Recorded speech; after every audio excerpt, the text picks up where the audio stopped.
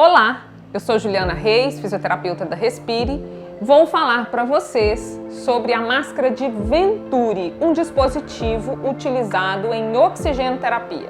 Com a máscara de Venturi montada, a gente acopla a face do paciente, conecto a coligação de oxigênio na ponta do misturador e vou acionar o fluxômetro da fonte de oxigênio conforme a referência que eu tive no misturador. Nesse caso, é uma mistura de 50%, uma fração inspirada de oxigênio de 50%.